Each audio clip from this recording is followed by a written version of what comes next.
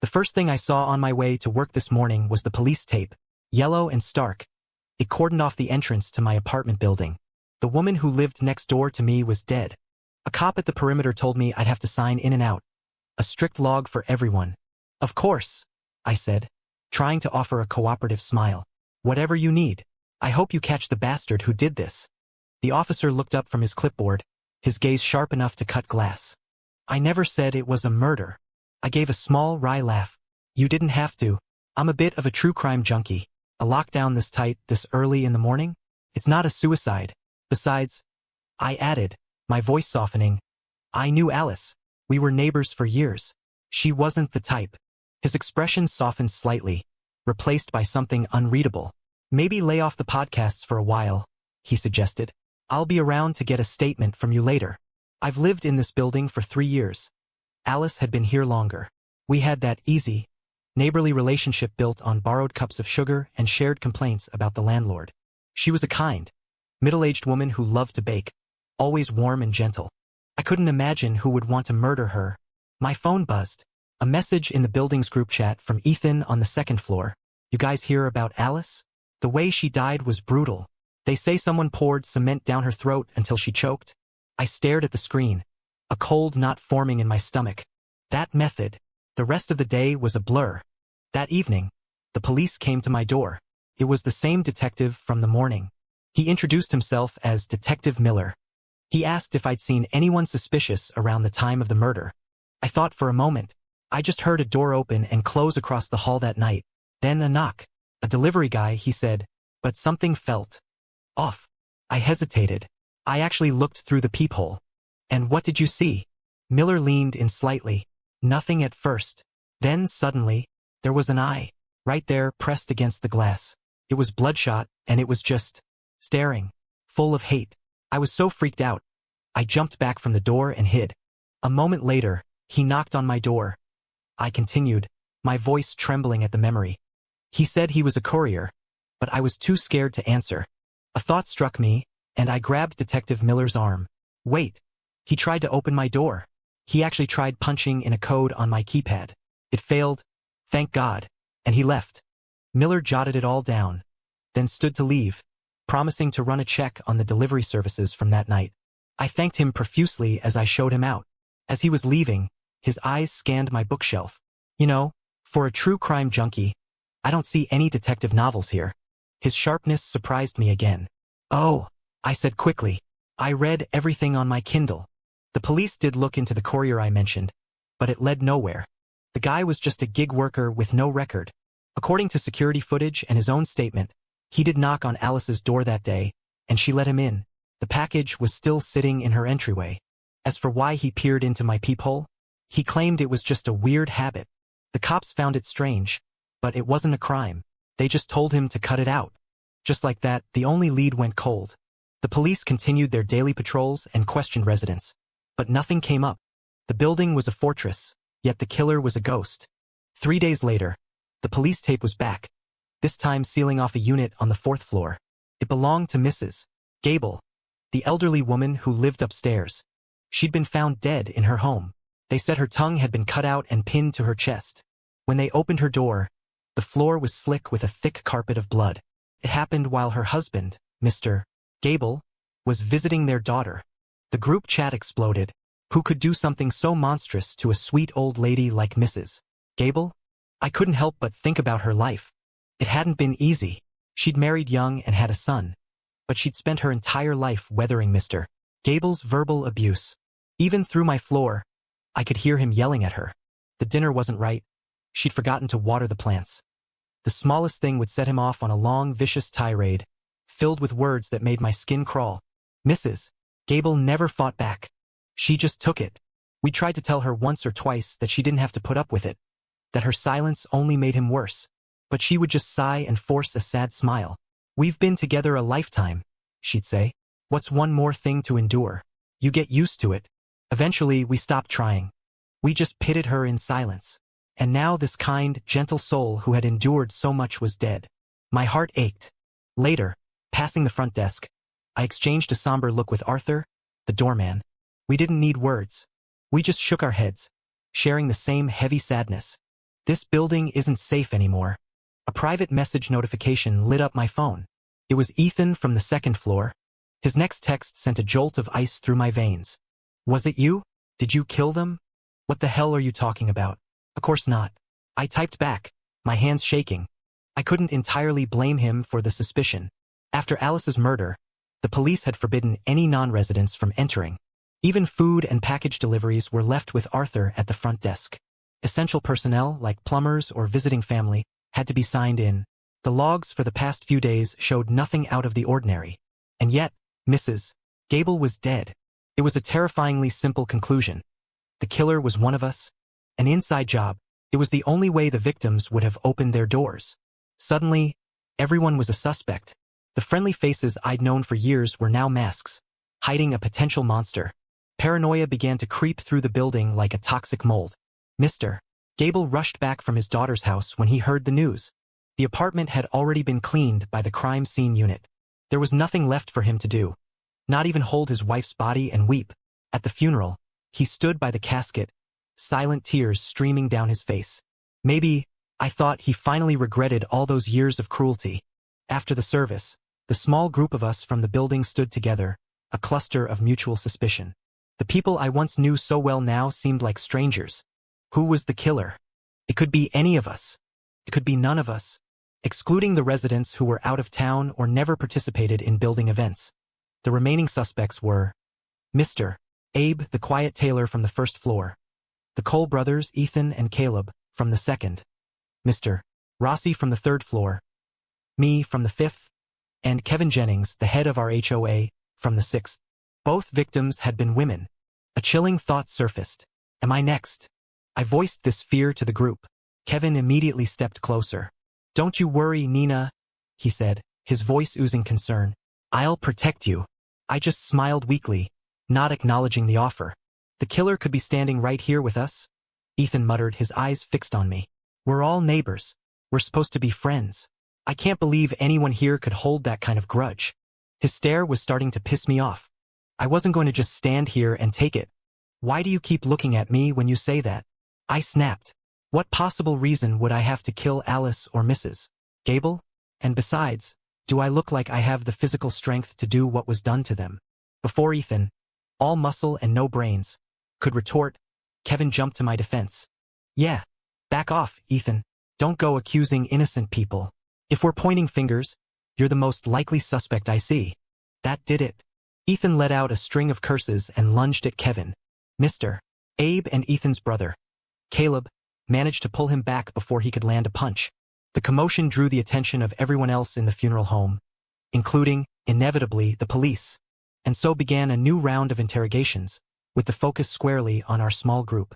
Even though the cops suspected one of us, I couldn't bring myself to believe it. I couldn't imagine any of these men harboring that kind of darkness. Besides, the police had been investigating for days and had found nothing. The killer was a ghost. As the police questioning dragged on day after day, our patience wore thin. The initial cooperation curdled into resentment. We were suspects, not witnesses, expected to be available at a moment's notice. I still went to work every day. The detectives found it odd. 2 murders in your building and you're still worried about your job? One of them asked. I shrugged, the gesture feeling heavy. If I don't work, I'll be dead anyway. From poverty. I knew the constant police presence was a form of protection, but it was suffocating.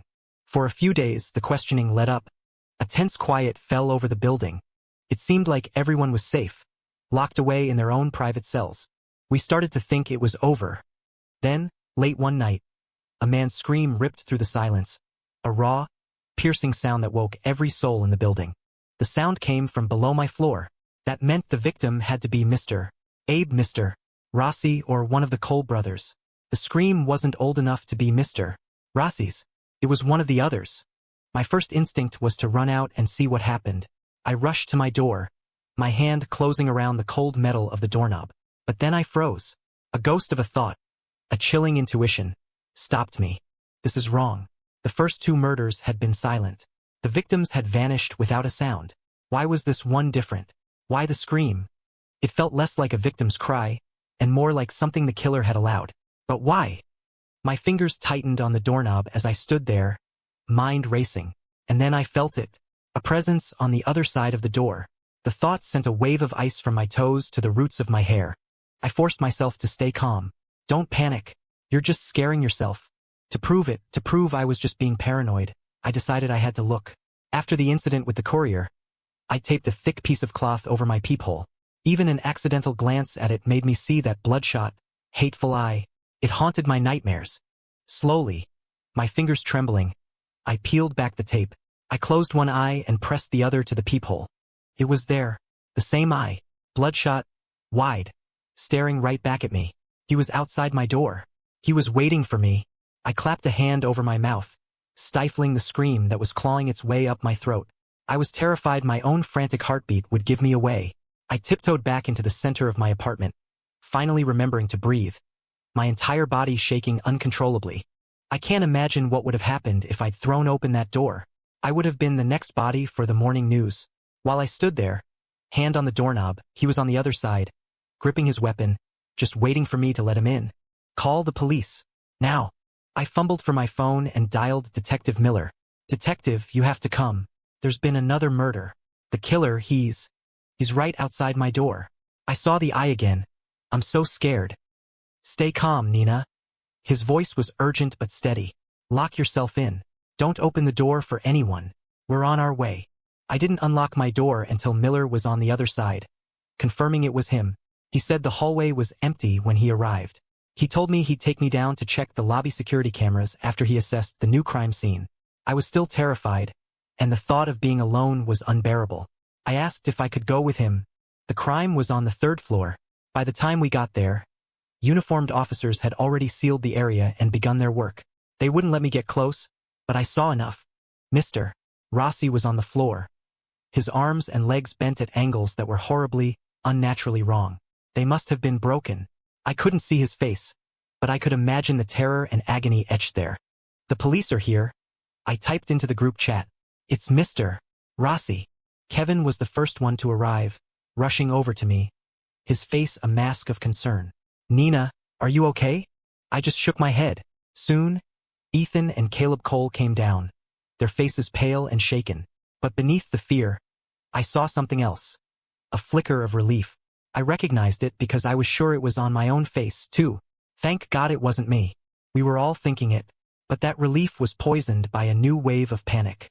Who's next? The constant, creeping proximity of death was enough to drive a person insane. Another one gone. Caleb mumbled, his eyes wide and unfocused. Suddenly, he grabbed his brother's arm and shouted, his voice cracking. It's her. It has to be her. She's back for revenge. The statement hung in the air. The few of us remaining exchanged horrified glances. It also, without a doubt, caught the attention of Detective Miller. Caleb's frantic words dissolved into manic laughter. He grinned, a terrifying, broken smile. She's going to kill every last one of us, he shrieked. There's no escape. Ha ha ha ha. Because of Caleb's outburst, Detective Miller decided to bring us all in for another round of questioning. True to his word, he took me down to the lobby to review the security footage first. The cameras only covered the main entrance and hall, not the corridor outside my apartment.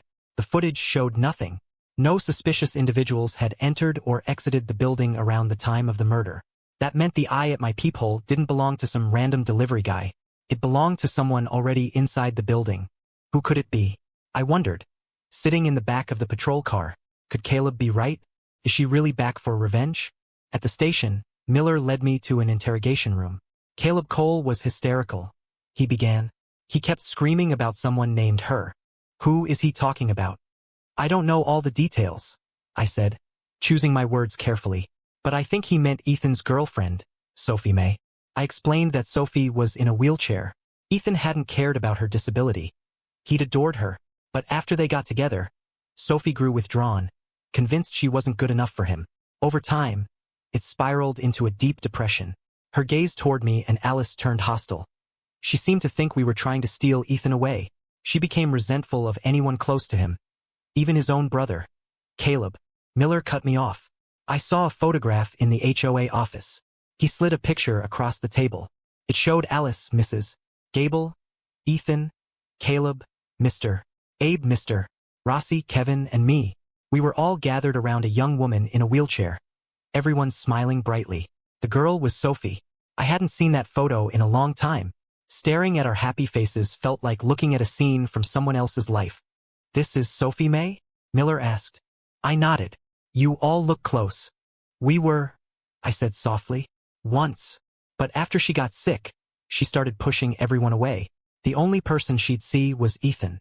"And where is she now?" I looked up, meeting Detective Miller's gaze. "She's dead. Dead." One night, Ethan was out with friends. I was at home and heard a loud thud from outside, like something heavy hitting the pavement. When I looked out my window, I saw her body on the ground below. I told him everything I knew, or rather, everything I was willing to say. What I didn't tell him was what Sophie's death really looked like. She was like a crushed rose. Her long, red dress fanned out on the concrete, her blood mixing with the rain into a dark, spreading bloom. It was an image burned into the memory of everyone who saw it. The killing spree wasn't over, but strangely, a sense of calm was settling over me. If I was next, so be it. The killer was running out of time. Anyway, with each murder, the pool of suspects shrank. The police tightened their grip. They assigned an officer to every floor, 24/7, with instructions to knock on each resident's door daily to confirm they were still alive. No one was allowed in or out. The others had basically barricaded themselves in their apartments. Only I continued to go to work. The police tried to talk me out of it, worried the killer might follow me. I just shook my head. "It's fine. If I'm killed outside the building, at least you'll know the murderer isn't one of the residents. It might help you narrow it down." Passing the front desk, I saw Arthur, the doorman, looking bored, scrolling on his phone. With the police handling security, his job had become redundant. I gave him my usual nod and glanced at the group chat on my phone. It was Ethan. "Everyone's still alive." "Alive," replied Mr. Abe the tailor. His business had tanked since the lockdown, so he'd been spending his days at home sewing clothes for dolls. He seemed oddly serene about the whole thing, saying that at his age, dying a day sooner or later didn't make much difference. "Alive," I typed back. Kevin immediately replied with a thumbs-up emoji. Soon after, Mr. Abe, the tailor from the first floor, was dead. They said his eyes and mouth had been sewn shut with a thick, coarse thread. He was dressed in an ill-fitting, crudely made garment, something the killer must have stitched together themselves. Ethan was the one who found him. He'd gone down to ask Mr. Abe to mend a shirt and had walked in on the horrific scene. The officer assigned to that floor stood nearby, his face grim. Ethan was trembling, and he grabbed my arm, asking me to wait with him.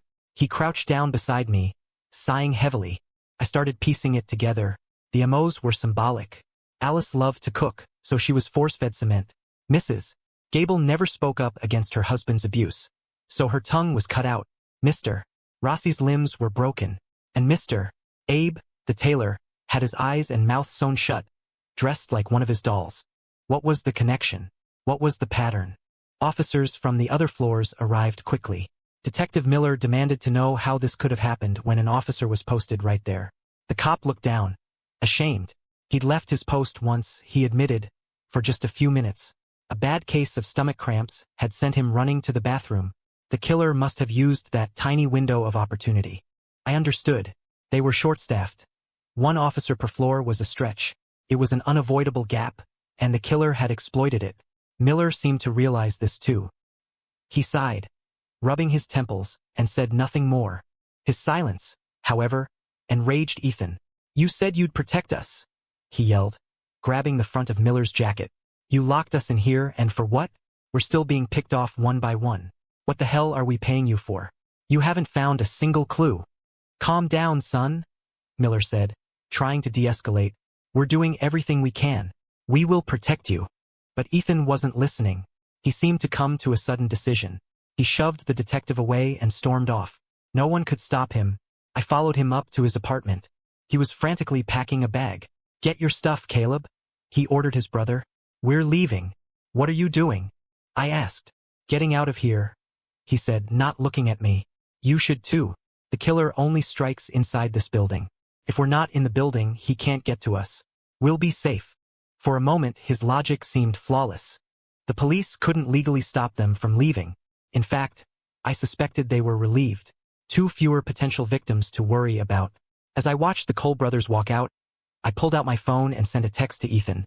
Which hotel are you guys going to? I might join you later. I saw Ethan's silhouette pause for a moment. Finally, a reply appeared on my screen. The Starlight Hotel, room 4021. After Mr. Abe's death, things fell quiet again. The killer seemed to have vanished. Ethan and Caleb were apparently living it up in their hotel, occasionally sending videos to our now tiny group chat of them eating fancy meals. They seemed happy and, more importantly, alive. Our group was now down to just 4 people. Kevin started coming down to my apartment every day to check on me. More punctual than the police officer on my floor. Whenever the cops saw him, he'd give Kevin a knowing smirk. I did my best to ignore Kevin's fawning, lovesick gaze and politely rebuffed his offer to move in with me so he could protect me better. It was getting harder and harder to be patient with him. Just looking at his face, with that fake, gentlemanly sincerity, made my stomach turn. I sat on my sofa, scrolling through the videos Ethan had sent. He was his usual cheerful self. His brother, Caleb, seemed to have stabilized. He was sitting on the bed in the background, reading a book. As I watched, something caught my eye. Something was wrong. This wasn't the Starlight Hotel. I'd stayed there once before. The view from the window was all wrong. There were no high-rise buildings like that nearby. I scanned through several more videos, piecing together the name on the building across the street from their room. I typed the name into Google Maps. Just as I suspected, there was only one hotel right next to it. The Concord. Based on the angle of the sign, they were on the 9th or 10th floor. Clever boy, Ethan, I thought, still playing games. He never stopped suspecting me. I sighed and deleted my search history. The next morning, Detective Miller was at my door. Ethan and Caleb Cole are dead. What? I said, feigning shock. Both of them. It was a genuine question. They were 2 young, strong men. Even for a capable killer, taking them both on at once would have been difficult. How did they die? Their genitals were removed, Miller said, his voice flat and clinical. They were found naked, their bodies arranged together. The image his words painted was brutal and sickening. We checked Ethan's phone, he continued, his eyes locked on mine. We saw that you asked for their hotel, and that he told you where they were. I was thinking of going to a hotel myself, I said smoothly. It seemed safer than staying here, but then I changed my mind. My own bed is more comfortable, and the Starlight is expensive. Ethan had money to burn. I don't. My initial shock wore off, replaced by a defensive alertness. You think it was me? I have a reasonable suspicion of everyone. You can't possibly think I have the strength to overpower 2 grown men. I scoffed. You're overestimating me. He studied my face for a long moment before speaking. I'm leaning towards it not being you. Oh? And why the change of heart? Because Ethan and Caleb weren't killed at the Starlight Hotel, he said. They died at the Concord. The Concord? I asked, playing dumb. Why would they go there? They must not have trusted you. They gave you a decoy, but the killer found them anyway. But why? That? I asked, referring to the mutilation. We're still working on that, but that kind of act is often symbolic, a revenge killing for harm done to a woman. We're now operating under the assumption that the killer is a man, and he's avenging someone. Who? The most likely candidate is Sophie May. But everyone told you, Sophie was Ethan's girlfriend. They were in love. She got depressed and killed herself. Is that really what happened, Nina? He pressed. Is it possible that this killer is systematically eliminating all of you to avenge Sophie? His words sent a chill through me. This was a detective's intuition, sharp and dangerously close to the truth. But I wouldn't give him anything. Why are you telling me all this? He looked me straight in the eye, his voice low and intense. I want you to tell me what really happened to Sophie May. I held his gaze without flinching. I've already told you everything I know. The rest is a mystery to me. He frowned. The killer is still out there. You could be next. Aren't you afraid? I let a small, sad smile touch my lips. Detective, I said softly, death has never been the scariest thing. Sophie May. I whispered her name into the empty apartment. She was such a lovely, radiant girl. Even though she was confined to a wheelchair, I had just started my first real job and moved into the building the year she turned 18. She was the first person I met. You must be the new neighbor, she'd said. Her smile so genuine it was disarming. It was impossible not to love a girl like that. I learned that her parents were always busy with work and had hired a caregiver to look after her. But mostly, she was alone, unable to go to school like others her age. After I moved in, She started coming over to my apartment after I got home from work. Even exhausted, I never found her a bother. She'd just sit quietly with a book while I unwound. Later, the HOA, in a gesture of neighborly kindness, organized a small group to help look after Sophie. Different residents would pop in to keep her company or help her out. Her parents were touched and felt reassured that their daughter was in such a caring community. For a while, I felt lucky too. I thought I'd moved into a building full of wonderful people. I was wrong. The caregiver her parents hired spent most of her time at Mr. Rossi's apartment, the two of them acting like an old married couple. The moment someone else was with Sophie, the caregiver would disappear. I personally heard Mrs. Gable, the same woman who never spoke a word back to her abusive husband, hurl the most vicious, hateful insults at Sophie. All her years of pent-up rage were unleashed on that helpless girl. Her voice was a shrill, piercing weapon. I rushed in to stop her, and she scurried away, but I knew she'd be back the moment I was gone. Alice, my neighbor who loved to bake, would bring Sophie treats. She knew perfectly well that Sophie was allergic to mangoes, but she would always include just enough to cause a reaction without being lethal, and then force-feed it to her. She'd also give Sophie all her failed baking experiments. Alice was jealous of Sophie. Jealous of her youth, her beauty, even in a wheelchair. The envy was naked in her eyes. Mr. Abe, the tailor on the first floor, made ugly, bizarre clothes that no one would buy. He was convinced he was an unappreciated genius. Then he found Sophie. She was the perfect model, unable to run away. He would drape his monstrous creations on her, ignoring her discomfort. She was too weak to resist. In his obsession, Sophie had become his personal mannequin, his living doll. But that wasn't the worst of it. What came next made everything else seem trivial. One evening, I came home from work, and for the first time, Sophie didn't come to my door. Instead, I heard a girl scream from her apartment, followed by a man's angry roar, and then, the sickening slap of a palm against flesh. I pounded on her door until it opened. It was Kevin. He was stunned to see me. A flicker of panic crossed his face before he quickly arranged it into an expression of guilt. At the time, he was pursuing me, and I was close to saying yes. A single woman in a new city, being courted by a handsome, charming man. Why would I refuse? In that moment, I saw his true face. "I'm so sorry," he mumbled, looking at the floor. It was her. The little bitch came on to me while I was trying to help her. He said it with such conviction. He might have even believed his own lie. I stared at him, my face a mask of cold fury. I slapped him with all the strength I had and threw him out, locking the door behind him. Sophie was curled in a ball on the sofa, her clothes torn. When she saw it was me, she finally broke down, sobbing and calling my name. "Nina." I cleaned her up, gently dabbing at the bruises and marks on her skin. "Do they do this to you all the time?" I whispered. She nodded weakly. "Ethan and Caleb, too," she managed to say. "Sometimes. Both of them. Together.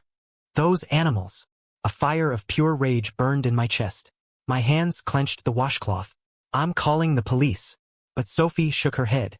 "It's no use, Nina." She told me she'd tried before. She had begged her caregiver to call for help. But the woman said there was no proof, that the police wouldn't do anything. "She's lying. They have to." I reached for my phone, but Sophie's small hand stopped me. "Please, Nina, don't." Tears welled in her eyes. "I know what happens. The questions, the interrogations. I can't bear having to describe to a room full of strangers, over and over again, what they did to me. In the end, I'll be the one who suffers the most. They'll get a slap on the wrist if that. It's not worth it." I looked into her eyes, which were hollow and dark. I was paralyzed by a helpless agony. I couldn't imagine how she endured this day after day, and how she still managed to smile at me and say it was okay. She begged me not to get involved, afraid they would turn on me next. I fell silent. I knew she was right, and I couldn't stand it. After Sophie died, I contacted her father. I told him everything. First, he refused to believe me. He said they were all good people who would never hurt his daughter. So I sent him the videos I had secretly recorded. The man on the other end of the line was silent for a very long time. I thought he'd hung up. Then he spoke, his voice terrifyingly calm. "I see. Thank you, Ms. Hayes." He paused. "They will be punished." So when Alice and Mrs. Gable were murdered in those symbolic ways, I knew Sophie's father had come back for her. Was I scared? Why would I be? The ones who should have been scared were the ones who had tormented Sophie. Every single one of them deserved to die. That support group was just a cover for their monstrous appetites. I watched them die, one by one, with a feeling that bordered on sadistic pleasure. The shivers I felt were from excitement, not fear. My only regret was that I hadn't killed them with my own hands. Sophie was braver than me. Her father was braver than me. I would never reveal the killer's identity. It was the only thing I could do for them now. I had to protect him, to let his revenge run its course.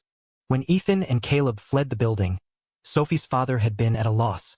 But the moment I found their new location, I sent the address to him. He was remarkably efficient. I'd never met Sophie's father, but I knew that to move through the building so freely, to kill without raising suspicion, he had to be someone everyone saw every day, someone they were so used to, they'd become invisible. I knew who it was. Come over for dinner tonight, I texted Kevin. Now he was the only one left. He replied instantly, overjoyed. That evening, I prepared a feast. I opened a special bottle of red wine and let it breathe. Then, I uncorked a small vial and tipped the contents into the decanter, swirling it gently. I sat and waited for Kevin. He arrived right on time, wearing that same sickeningly sincere smile. At the dinner table, Kevin remarked how surprised he was that I'd invited him over. Well, I said, managing a sad smile, it's just the two of us left now. There's a certain survivor's guilt to it all. I figured you were the only one who could possibly understand. He beamed, completely buying it. I raised my glass. To survival. He clinked his glass against mine and took a long, satisfying drink. I watched him swallow. As I sipped my own wine, it felt as though I wasn't drinking wine at all, but his blood, dirty, red. When a knock came at the door a while later, Kevin was already slumped over the table, unconscious. I stood and opened it. Standing in the doorway, as I knew he would be, was Arthur the doorman. You're here, I said. He nodded. The friendly, laid-back expression he wore every day was gone, replaced by a grim resolve. I led him inside to where Kevin lay. I drugged his wine, I explained. He's out cold. You should go now before the police connect this to you. Who says they haven't? He replied, his voice heavy. They already know I'm Sophie's father. They just haven't put all the pieces together yet. But this was your plan, wasn't it? I said, to get your revenge, but also to force the police to uncover the truth of what happened back then. Now they're all gone. It's time to show the world what they did. He looked at me and shook his head gently. Ms. Hayes, Nina, you shouldn't have done this. The killing, that was for me to do. The consequences are mine to bear. I owed this to my Sophie. But you've already done more than enough. You didn't have to get your hands bloody. I looked at the weary, grief-stricken man standing before me and spoke the truth. The moment I saw Kevin in Sophie's apartment that day, I wanted to do this. I just never had the courage. Now, I finally do. I took a shaky breath. Arthur, the drug in his wine. I drank it too. His face fell, his eyes wide with horror. Nina, why? You don't have to. I could never forgive myself, I whispered. The words I'd held back for so long finally spilling out. I'm guilty too. My sin was that of a bystander. I saw what was happening to Sophie. I could have saved her, but she told me not to call the police, and I listened. I gave up. I hated myself for my cowardice. I was scared of what they might do to me, and I was relieved when she stopped me, and so I hid in my apartment, pretending I couldn't hear her screams. The confession felt like a release, like I could finally breathe again. I'm in so much pain. Every time I close my eyes, I see Sophie on the pavement, so beautiful, so still, like a fallen rose. I couldn't stand looking at their fake, ugly faces every day.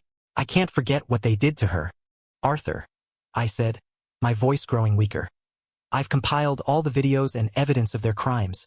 I've sent it all to your phone. If you want, the whole world will know what those monsters did. I'm going to be with Sophie now, I murmured. She'll be lonely without me. She always liked having me around. I think she'll be happy to see me. With that last thought, the last of my strength gave out. I collapsed onto the table, and the world went dark forever. Perhaps, for me, this was the only ending that made sense. Epilogue: the case of the gruesome murders at the downtown Chicago apartment building, which had captivated and terrified the nation, was officially closed. With the exception of one elderly resident, the entire building's population was dead. The killer, the building's doorman, Arthur May, turned himself in to the police. Simultaneously, a collection of videos and documents was released online, detailing the horrific, systematic abuse of his disabled daughter, Sophie May, at the hands of her neighbors. The evidence was damning and irrefutable. The story sparked a firestorm of public outrage and a national conversation about hidden abuse and the moral bankruptcy of the bystander. The public sympathy for Sophie was immense, matched only by their revulsion for her tormentors.